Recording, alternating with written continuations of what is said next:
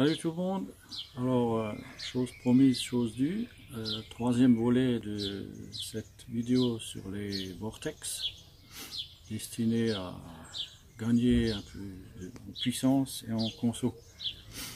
Alors, petit récapitulatif sur les résultats des vortex précédents. On avait donc le Nissan Juke. Alors là, résultat excellent. J'avais monté le vortex ici, au niveau du boîtier papillon. On rappelle, ça ressemble à ça, un vortex. Là, ici, en l'occurrence, un 14 pales, il y a un 12 pales monté, c'est ce qui marche le mieux. Voilà.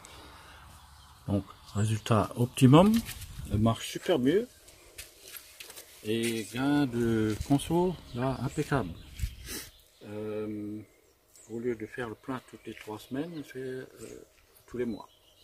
Donc une semaine à rouler gratos, économiser. Super. Passe au HDJ, tu me suis?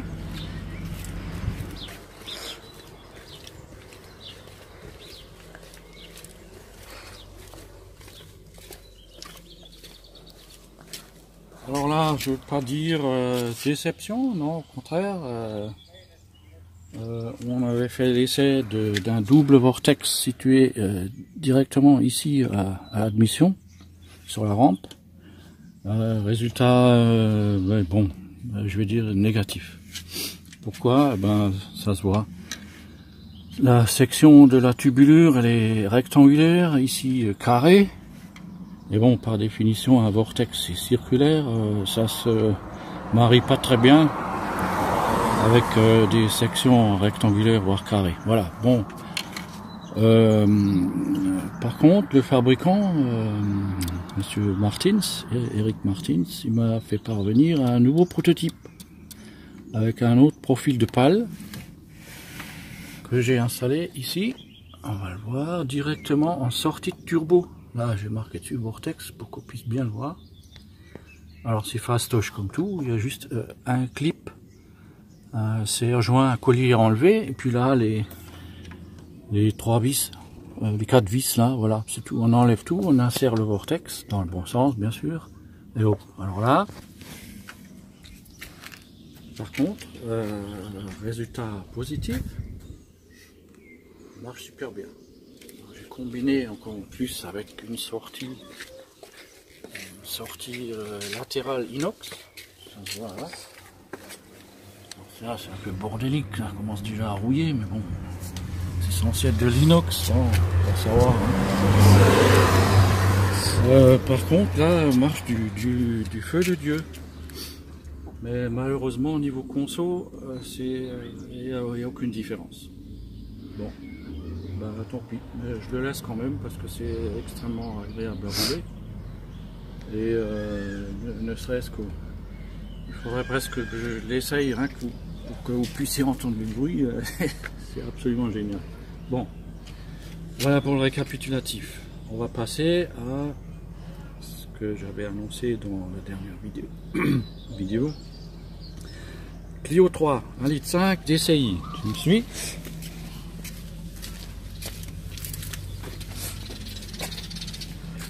Voilà. Clio 3, 1,5 litre DCI. Bon, on va un petit peu s'en sortir dans tout ce boxon là, il n'y a pas de place pour travailler, rien, ça va être un peu le souk. Bon, on va commencer par enlever le cache.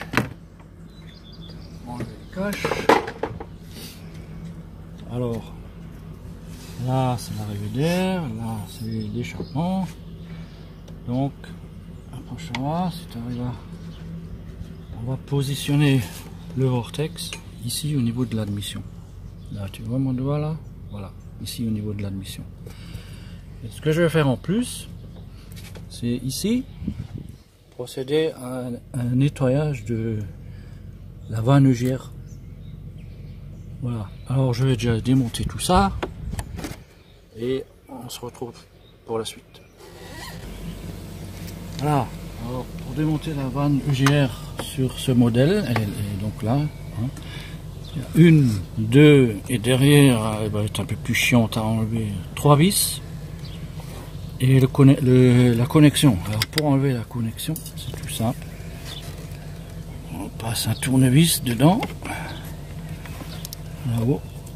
Et hop, on tire. Voilà, c'est tout ce qu'il y a à faire. Et maintenant, on va la sortir. Voilà, donc voilà la bestiole. Comme on le voit, c'est pourri dedans. Hein. Regardez voir ça. Il y a de la calamine. Bon, ça va, c'est pas trop pourri, mais bon, on va nettoyer quand même. Hein. Alors, je vais passer un coup de brosse métallique et ensuite la bonne vieille technique, sans vouloir faire de pub. Hein. Tant pis. Hein. Voilà.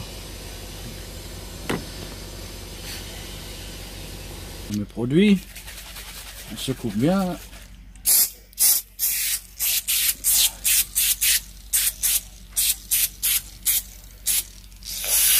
Et voilà. Et voilà. Bon, on va laisser agir. Hein. On va laisser agir 10 minutes. Voilà. Alors, on va imbiber un chiffon avec un peu d'essence. Parce que là, forcément, à l'endroit où la vanne s'insère, on va mettre un peu de lumière. C'est pourri aussi. Alors, on va passer un coup dans le conduit. Ouais, voilà, ça part bien à l'essence, ça part super bien. La berdoule, la calamine là. Voilà. Ouais, c'est tout noir de calamine. Ouais, le chiffon aussi noir. Ouais, ok, je vois. Ouais, voilà, donc le support. Parce que il y a un joint. D'ailleurs, il faudra pas faire le con. Ni l'oublier, ni le détériorer. Allez, je vais vous montrer ça tout de suite. Bon, voilà, le conduit est propre.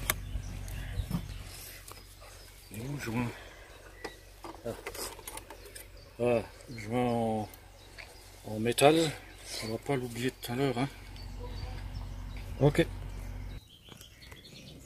Voilà. Premier passage au décap. Hein, on fait pas de pub. Hein. C'est déjà pas mal là. Pas trop nul. Juste à l'intérieur, on va mettre un coup d'essence. Voilà. Ça marche bien l'essence. Ah, c'est dégueulasse. Juste enlever le plus gros, l'essence.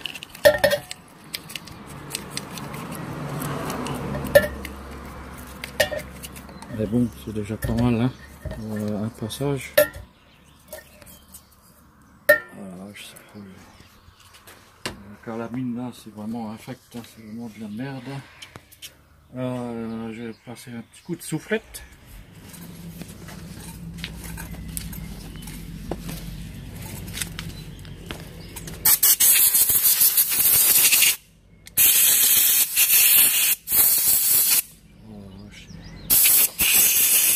Bon, eh ben, c'est pas tout ça.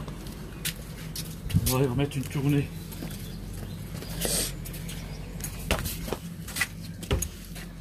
Je cache exprès, hein, pour pas faire de pub. Hein. Bien secouer. Alors on lui met plein la gueule à l'intérieur ou à l'extérieur. Voilà, une belle mousse qui va gonfler. On va laisser agir. Pendant ce temps, je vous montre ce que j'ai préparé. T'as mis sur truc. Voilà, on juste enlever le conduit de d'air, tout. Plus la pièce qui vient là. Bon, il faut l'enlever. Hein. Parce que c'est là que vient le vortex. Et ce petit tuyau qui vient là. Donc, ne pas paumer les joints métalliques de la vanne UGR. Et voilà, c'était pas beau ça. Voilà ce que monsieur Eric Martins m'a fait parvenir. joint en papier. Et le vortex avec le nouveau profil de pale qui va donc venir s'insérer ici.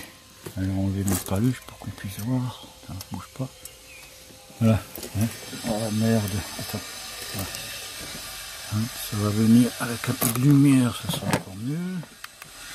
Voilà. Donc il va venir là. Ok. On va installer tout ça et on se retrouve tout de suite. Voilà. Alors il faut juste extrêmement faire attention là, les vis là, vous voyez, pour remettre les deux vis. Donc là on voit bien le joint en le joint en papier, il est en place. Et les deux vis là, c'est un peu la galère pour les remettre, mais bon ça va, il faut juste faire très attention. Bon, serré, pas trop fort non plus, c'est du M6. Et voilà, refaire la vis là, à remettre. Et le conduit qui vient ici et là, d'accord, voilà, comme ça, d'accord. Allez, on se retrouve. Voilà, alors on va en profiter pour jeter un coup d'œil sur la cassette de filtre à air. Il a été changé il y a 3 mois, mais bon, c'est pas la joie, hein. On va y mettre un coup de soufflette. Voilà, il y en a de la merde, hein, même au bout de 3 mois déjà.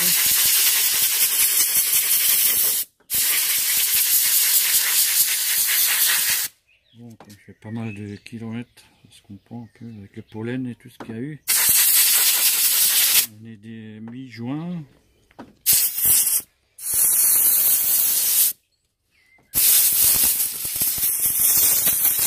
L'idéal, ça serait bien sûr de le remplacer, mais comme il vient juste d'être remplacé, merde. Hein. Ceux qui ont un compresseur, pour ceux d'entre vous qui ont un compresseur, hop, un petit coup de soufflette, c'est bon. Ah, il y a Jerry.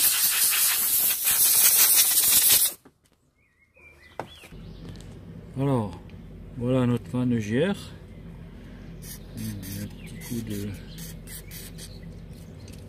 install sans faire de pub, toujours.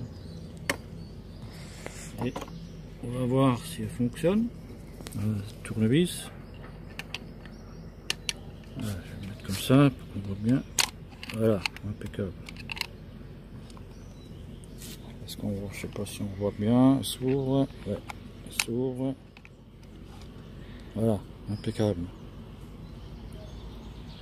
Et on va remonter tout ça.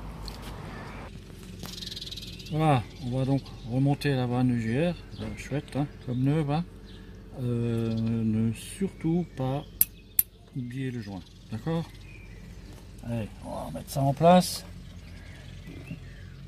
Alors, je me suis dit que si déjà on est en train de démonter,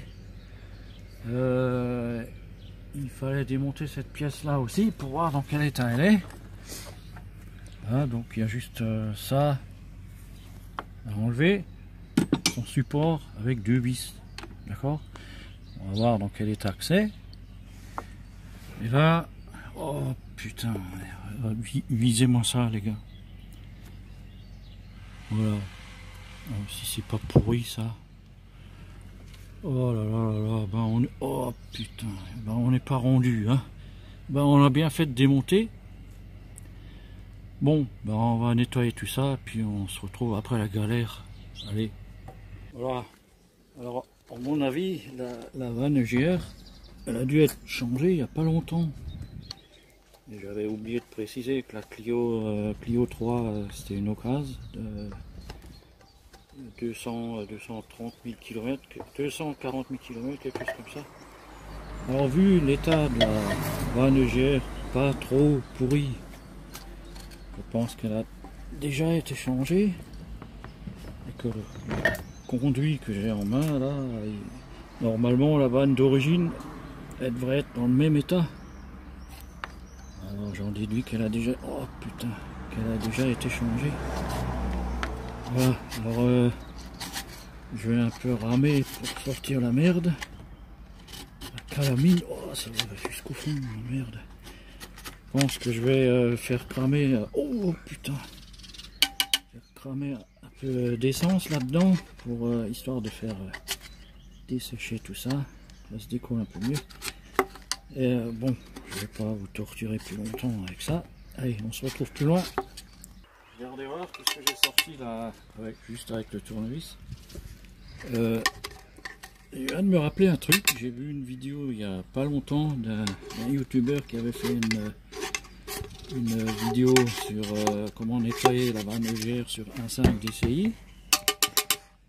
Et je me rappelle plus le nom du gars de sa chaîne, mais bon, je le remercie au passage parce que je viens de me rappeler de sa technique. Il avait nettoyé cette pièce là justement avec de l'essence en y foutant le feu. Par contre, ce que je vais faire, c'est enlever d'abord les deux joints en caoutchouc, parce que le caoutchouc, le feu, c'est, hein, vous voyez ce que je veux dire. Voilà. Donc regardez voir. Forcément, ça peut pas marcher super bien avec toute cette merde dans les conduites. Hein. Donc voilà. Et hop, je vais mettre du jus, de la benzine là-dedans. Je vais mettre le feu. Je vous montrerai vite fait. Et puis on se retrouve. Allez.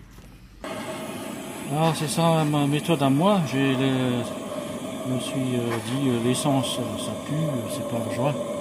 Voilà, chalumeau, on fait cramer tout ça, on cure et on nettoie.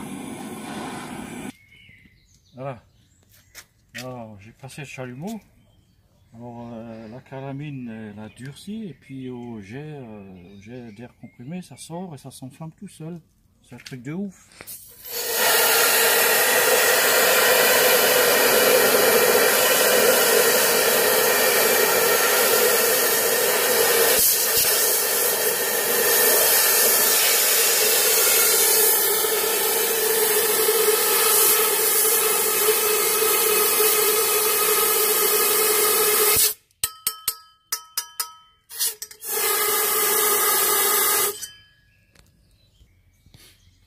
Voilà, alors voilà ce que ça donne.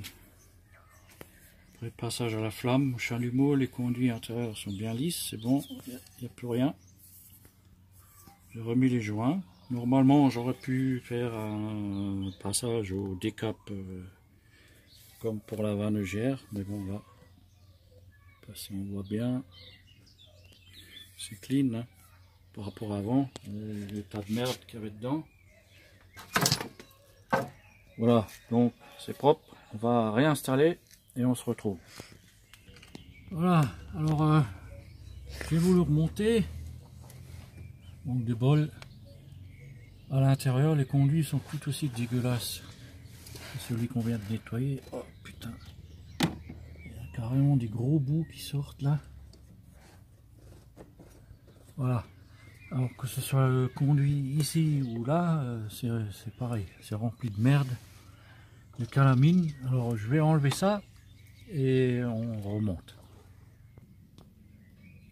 Voilà, donc les conduits sont nettoyés. On va remettre la pièce en place. Alors n'oubliez pas de remettre les joints, bien sûr. Et vous allez voir, ça va se passer tout seul, comme une lettre à la poste. Et voilà. Bon, on va remettre l'attache. On va remettre l'attache derrière et puis c'est bon. On se retrouve. Voilà. On a tout remonté. Le conduit fixé, l'attache, la patte fixée. Vanne légère fixée. Admission d'air, il ne reste plus que ça. Voilà. Donc on va. Voilà.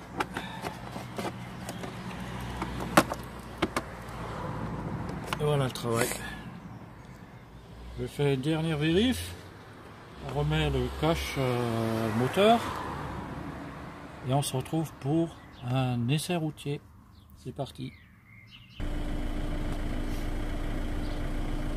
Ok. Et ben avant de commencer l'essai routier, on va voir ensemble ce que la voiture consomme. Hein. Donc je l'ai acheté 240 000 km à peu près. Maintenant je suis à 247 700. Voilà, bon. Allez hop. Voilà sur les tickets d'essence.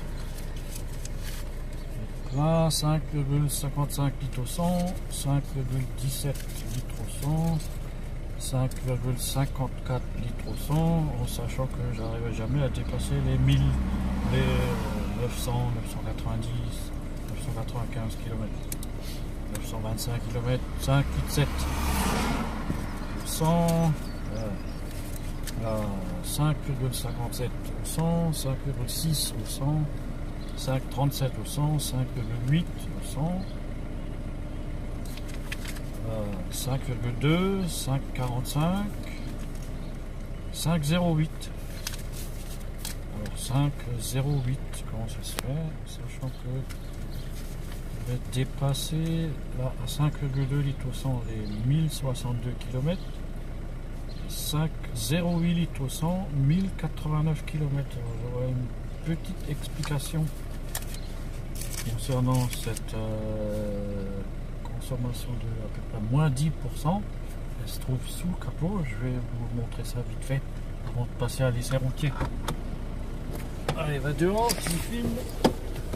Voilà, alors l'explication possible, c'est ce petit ustensile là. Il y a un peu trop de bruit, on retourne à l'intérieur pour que je vous explique. Voilà, j'ai récupéré ça sur le site internet